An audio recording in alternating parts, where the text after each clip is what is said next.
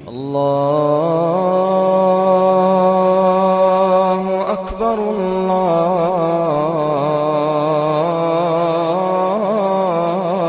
اللہ اکبر۔ عرض کر رہا تھا کردار کی بلندی اپنائی، اور میں نے عرض کیا جب جب کردار کو بلند رکھا گیا تب تب ان لمبے چوڑے جلسوں کی، مجالس کی، واعظ اور واعظ کی، خطیب اور خطاب کی اتنی زیادہ ضرورت نہیں پڑی ہے جتنا ہمارے معاشرے میں اس وقت سب ہو رہا ہے۔ حضرت مولانا عبد الماجد صاحب دریابادی رحمۃ اللہ علیہ قصہ نقل کرتے ہیں، فرماتے ہیں لاہور کے قریب ایک قصبہ ہے اچاہرا نام کا، نماز مغرب کا وقت تھا، اور مغرب کی نماز میں جب امام نے مؤذن نے اذان کہی، نماز تیار تھی، تو قصبے کی جامع مسجد میں ایک اللہ کا بندہ نووارد مسافر مسلمان آیا اور شامل نماز ہو گیا۔ دیکھنے میں پرسنالٹی کے اعتبار سے، رنگ و روپ کے اعتبار سے وہ بہت زیادہ اہمیت کا حامل نہیں تھا، یوں ہی ایک سادہ سا مسلمان آیا، نماز پڑھی، نماز پڑھنے کے بعد مسجد سے تمام نمازی رخصت ہو گئے اور یہ اللہ کا بندہ بیٹھا رہا۔ محلے کے ایک شخص کی نگاہ اس پر پڑی، اس نے دیکھا یہ نووارد ہے، مسافر ہے۔ چونکہ نمازیوں میں جو اپنے محلے کے نمازی ہوتے ہیں وہ تو ایک دوسرے سے شناسا ہوتے ہیں، نیا بندہ کوئی آئے تو آدمی دیکھتے ہی پہچان لیتا ہے یہ اپنے محلے کا نہیں ہے، مسافر معلوم ہوتا ہے۔ اور میں نے عرض کیا 30 سال پہلے، 40 سال، 50 سال پہلے، یعنی گزشتہ زمانے میں گزرے ہوئے کل میں جو بہاریں تھی وہ آج نہیں ہے۔ آج تو آپ کے میرے گھروں میں روٹیاں گنتی کی پکتی ہیں، اگر آپ کہیں اور کھا لیں گے تو آپ کی روٹیاں خراب ہو جائیں گی، امی آپ کو ماریں گی اور بھابھی آپ کو گھوریں گی۔ اب سے پہلے کا زمانہ یہ ہے کہ 2-3 لوگوں کا کھانا گھر کی ہنڈیا میں زائد بنایا جاتا تھا، اور ان کی نیتوں میں فساد نہیں تھا، وہ نیتوں میں خالص تھے، نیک نیتی کے ساتھ کھانا بناتے تھے، 1-2 اللہ کے بندوں کا زائد بناتے تھے، ان کی نیت کی برکت سے اللہ ان کے دسترخوان پر مہمان بھیج دیا کرتا ہے۔ ہمارے آپ کے یہاں چونکہ گنتی کی روٹیاں بنتی ہیں، سو جیسی نیت ہے ویسے اس کے اثرات ہیں۔ اب اسے محلے دار نے دیکھا، ایک نووارد ہے، مسافر ہے، چنانچہ وہ قریب آیا اور پہچانا ہاں محلے کا نہیں ہے، اور اپنے گھر گیا اور جلدی سے بڑی سی ڈلیا میں روٹیاں اور رکابی میں سالن لے کر وہ جلدی سے مسجد حاضر ہوا، اور اس نے کہا آپ نووارد ہیں، مسافر ہیں، بستی کے مہمان ہیں، آپ جلدی سے ہاتھ دھل لیجئے، میں آپ کے لیے کھانا لایا۔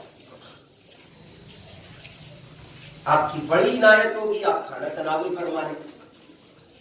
تو اس مسافر مسلمان نے کہا آپ کی محبت سرماتے پر ہے، آپ نے اکرام اور محبت کا معاملہ کیا، لیکن مجھے معاف فرمائیے، مجھے کچھ پرہیز ہے، میں کھانا نہیں کھا سکتا۔ تو اس نے کہا مقامی آدمی نے، جناب آپ فکر نہ کریں، بہت ہلکی مرچ ہے، بہت لائٹ کھانا ہے، اور اس میں گھی بھی بازار کا نہیں ہے، آپ پریشان نہ ہو، کھا لیں جلدی سے، آپ ہمارے مہمان ہیں۔ مسافر نے کہا میرا مطلب یہ نہیں ہے۔ پھر آپ کا مطلب کیا ہے؟ مقامی مسلمان نے جب یہ پوچھا آپ کیا کہنا چاہتے ہیں، تو مسافر چپ ہو گیا، چونکہ وہ جو بات پیش کرنا چاہتا تھا وہ اتنا آسان نہیں تھا کہنا۔ اس نے آگے سے جواب میں کہا کہ مجھے جو عذر ہے وہ یہ ہے، اور میں زبان اس لیے کھول رہا ہوں کہ آپ مجھے معاف فرما دیں گے، میری بات کا برا نہیں مانیں گے۔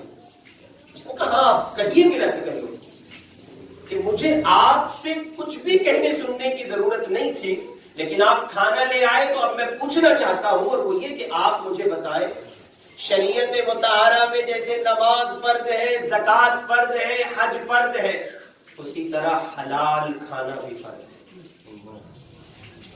میں آپ سے پوچھنا چاہتا ہوں آپ کا کاروبار کیا ہے؟ اس لیے کہ نبی اکرم صلی اللہ علیہ وسلم نے ارشاد فرمایا اگر کسی مسلمان کے کھانے میں ایک لقمہ حرام کا ہوا شامل، ایک لقمہ بھی حرام کا شامل ہو گیا، اس کی نہ فرض قبول ہوں گے نہ اس کے نوافل قبول ہوں گے۔ یہ بات چل رہی تھی، اس مقامی بندے نے فوراً کہا محترم معاف کیجیے میں کوئی حرام خور نہیں ہوں۔ تو انہوں نے مسافر نے آگے سے جواب میں کہا میں ہرگز آپ پر الزام نہیں لگا رہا ہوں، بس یہ بتا دیجیے آپ کا کاروبار کیا؟ اس نے کہا میں منڈی میں آڑتی ہوں۔ کیا ہوں منڈی میں؟ آڑتی ہوں۔ انہوں نے آگے سے جواب میں کہا انگریزی راج ہے تو یقینی بات ہے آپ آڑتی ہیں، تو کیا آپ کی منڈی میں جو بیوپار ہوتا ہے اور آڑتی کاروبار کرتے ہیں آپ اس کا ثبوت پیش کرتے ہیں کہ کسی مرحلے میں سود کا لین دین نہیں ہوتا ہوگا؟ کسی بھی مرحلے میں سود کا لین دین نہیں ہوتا ہوگا؟ تو آگے سے اس اللہ کے بندے نے جواب میں کہا کہ میں یہ تو آپ سے نہیں کہہ سکتا کہ سود کا لین دین نہیں ہوتا ہوگا، البتہ اتنی بات ہے کئی موقعوں پر ہم منڈی داروں کو منڈی سے قرض لینا پڑتا ہے اور وہ جو قرض ہمیں ملتا ہے وہ ایک مقررہ شرح پر سود کے ساتھ ملتا ہے۔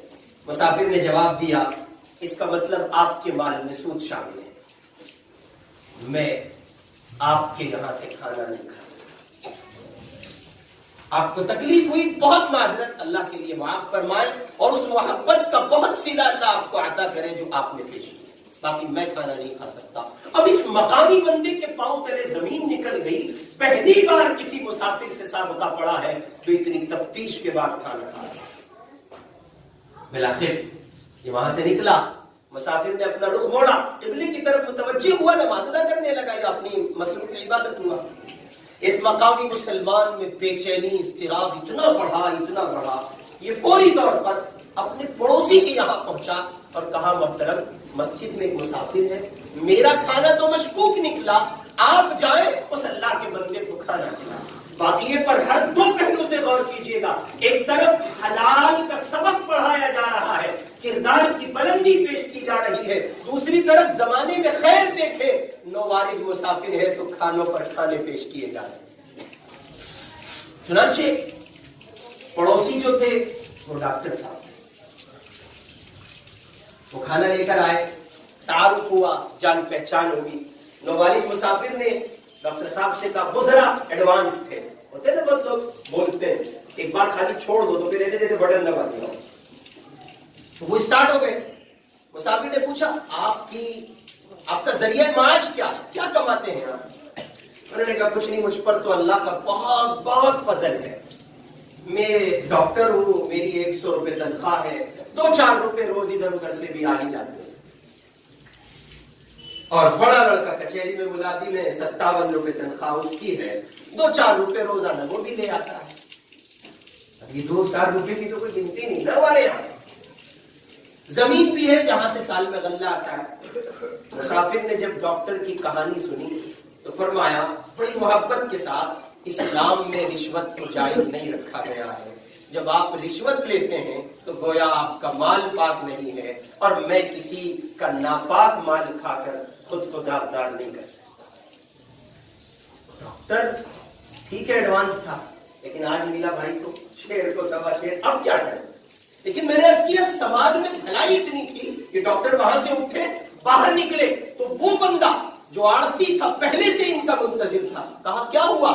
کا کھانا تو نہیں کیا، میرے مال میں بھی نقص ہے۔ اللہ، پھر چلو چلتے ہیں۔ یہ پہنچے ایک زمیندار کے پاس، زمیندار سے گزارش کی، وہ کھانا لے کے آیا، اس نے کھانا پیش کیا تو ان مسافر بزرگ نے کہا کیا آپ کے یہاں کسی کی زمین گروی نہیں رکھی گئی؟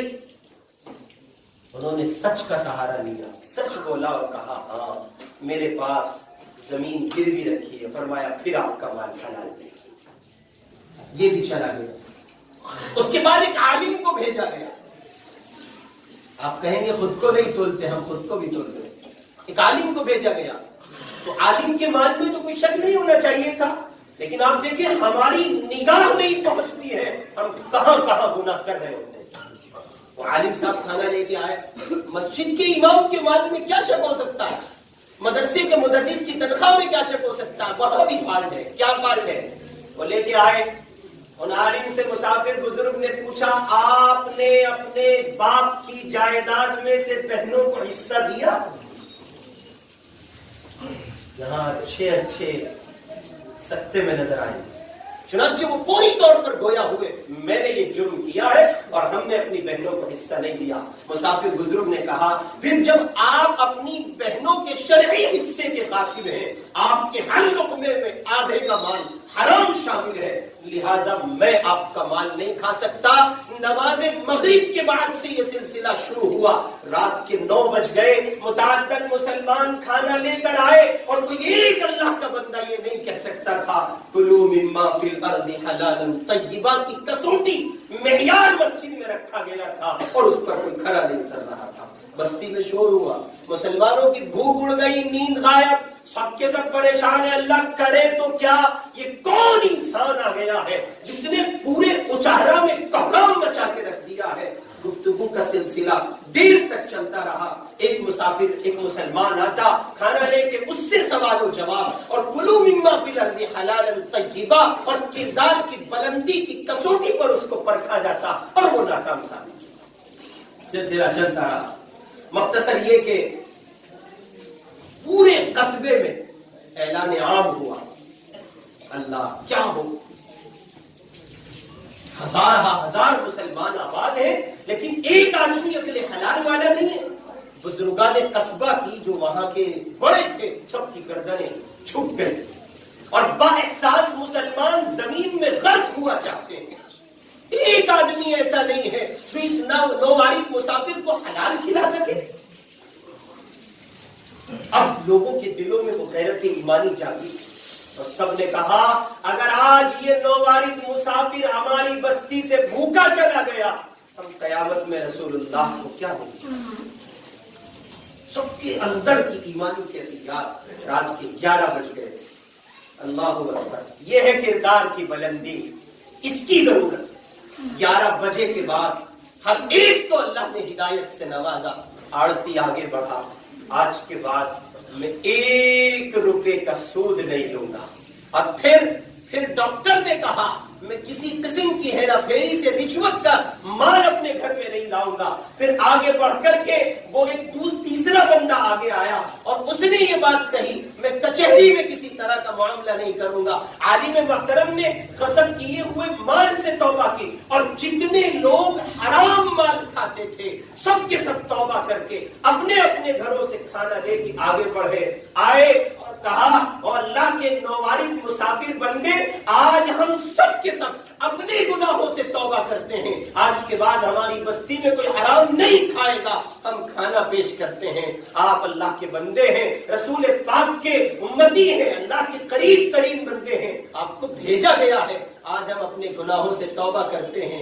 यूं न किसी तकरीर की जरूरत पड़ी, न कोई खिताब हुआ, न कोई जमात आई, न कोई मदरसा कायम हुआ, न मस्जिद में कोई खिताब हुआ, न किसी आलिम रब्बानी की मजलिस कायम की गई, न इस्लाह मुआशरा का जलसा हुआ। एक शख्स आया था जो हलाल खाता था, उसने हलाल की तरफ दावत दी, किरदार की बुलंदी पेश की। पूरा गांव तारीफ हुआ और यूं एक लम्हे में सारे के सारे लोग गुफ्तार के गाजी थे, अब वो किरदार के गाजी बन गए। इसलिए अगर कुछ करना ही चाहते हैं तो किरदार की बुलंदी पेश कीजिए, खुद को बदलिए। इस वीडियो को लाइक करें, कमेंट बॉक्स में दुआओं से नवाजें, चैनल को सब्सक्राइब करें, सदका जारिया की नियत से शेयर भी कर दें।